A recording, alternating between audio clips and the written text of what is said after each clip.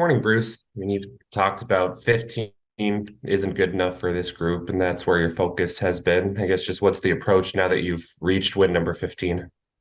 Prepare for 16, right? We've kind of done this consecutively now for 16 games. That's our end goal.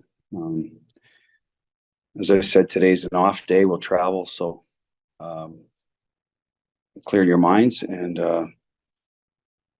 get ready tomorrow when we come to the rink. It's back to business, right? Like I said, today's a day to sort of get away and refresh, and tomorrow we'll hit the ice and we'll work on some things that we feel that we can do better that from the previous 4 games, and keep our rhythm up and get our touches in and heart rate up, etc., and prepare for the last one. Like I said, it's not done till you get to 16. I think that's what our group believes in, and I'm sure Florida's planning the same way to get to 16. So that's the task in front of us. That's what we'll focus on tomorrow.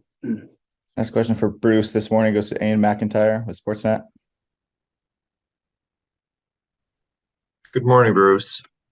When you think back to 2019, from a coaching standpoint, was the preparation for Game 7, did it feel different than the other games? And I'm wondering if there's any lessons you took from that time that you can apply to trying to close out a series in Game 5. Well, I would probably take more lessons from our series this year against Dallas, that we were able to close out against Winnipeg in our first shot. Same with Edmonton. Dallas, we weren't. So we have to look at those 3 series probably much more than Boston.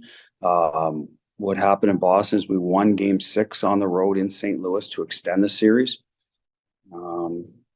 So I think it's a little different circumstance. There's a lot of back and forth in that series. So I don't think, I'm looking back, like the preparation was other than what we're doing now. We traveled the next day back to Boston and started thinking about a home ice scenario to clinch, but it was going to be do or die. Someone was celebrating that night on the ice. It turns out it wasn't us. I think our preparation was good because we had a good first period in terms of how we played. We were just on the wrong side of a goal at the end of the first period, and we ended up having to chase the game. So I think our preparation this year will be similar to what we've done with every other game. We know it's a closeout game. I don't have to tell the players that. They know what's at stake. And they've lived it now with Dallas, where they were able to extend the series and made it tougher on us, right? But a little adversity is okay, especially if you get through it, and we did. And we came out with a really good game in Game 6. So the whole process for us probably made us better. We didn't know it at the time when we lost Game 4 up there. So for us, we'll draw on that and prepare the same way. Try to, by Tuesday, kind of, stay in our little bubble as a team by then and focus on the details and the short term, how we're going to play to achieve the long-term goal. And our guys have been very good with that. So I don't think we need to change a whole lot. There'll just be a lot more distractions, and, veteran group that's been through it should be able to handle it. That's the way we're going to approach it. A few more questions for Bruce today. Next one goes to Tom Giulitti, NHL.com. Morning, Bruce. What do you anticipate your city and your building being like Tuesday night? Chance to bring the first major professional sports championship to there, and how do you embrace that, but also manage that all that's going on in that city? Well, it's going to be loud in there. It always is. So it'll be even higher, I assume. I imagine there'll be a lot more stuff going outside the building before. There's a lot of that when a team is on the cusp. That's just the way it is and should be. I think the fans should celebrate or be prepared to celebrate. It's up to us to get the job done. Obviously, Florida's obviously a huge obstacle in our way to do that. I mean, they want to extend the series, so nothing's automatic, but I think the fans should enjoy their moment, be prepared for it. They've been behind this team for 6 years now. Real solid fan base. And we should embrace that part of it and want to, you play for the guys in the room, you play for your families, the organization, the crest on the front, but the crest on the front does represent a lot of the fan base. They're why, we're where we're at. So we want to make sure we do right by them. At the end of the day, you do have to block some of that out and just as I said, stay in the moment and prepare like We have every other game. And then once you're able to get it done, then you get to have your fun with the fan base and everyone else around you, right? So again, some of our guys have been through this before, and I've been through it on the other side, and so did some of the original guys here were on the wrong side of it. So I think they'll be able to balance the two, or should be able to, just from previous experience. Take 3 more questions today. Next one goes to Adam Hill, the Las Vegas Review-Journal. Bruce, yeah, it was second time in the series that we've seen Jack, take a shot, in the second period and be able to come back in the third.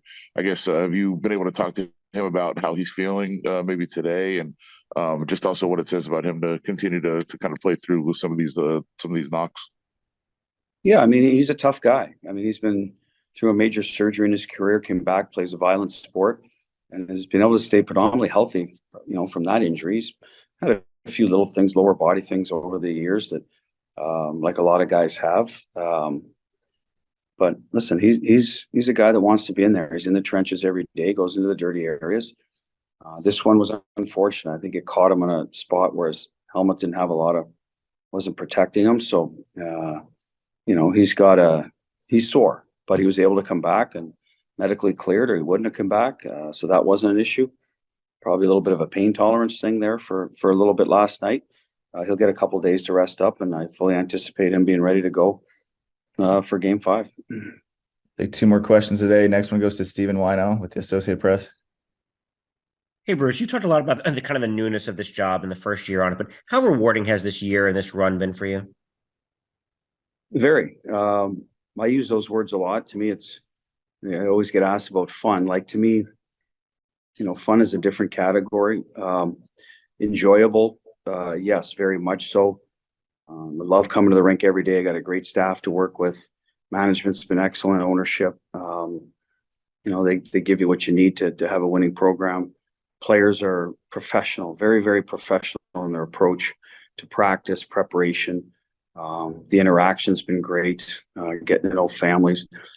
The rewarding part is seeing it all come together at the right time. Every team wants to be, and we address this. And when you're addressing the group in September, you want to build your game so that you're playing your best hockey at the end of the year when playoffs are rolling around. Now you got to get in to do that.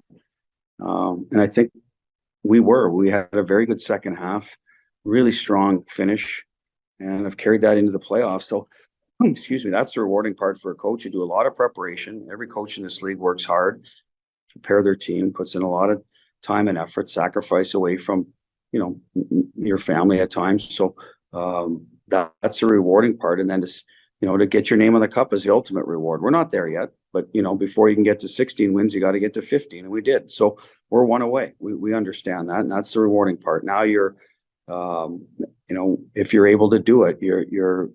I think Marcia so said it. You're considered a winner forever. You've won, and that would be the ultimate reward for me, is to be part of a team that won as a team and played as a team. But like I said, we got some work to do, but that would be the rewarding part.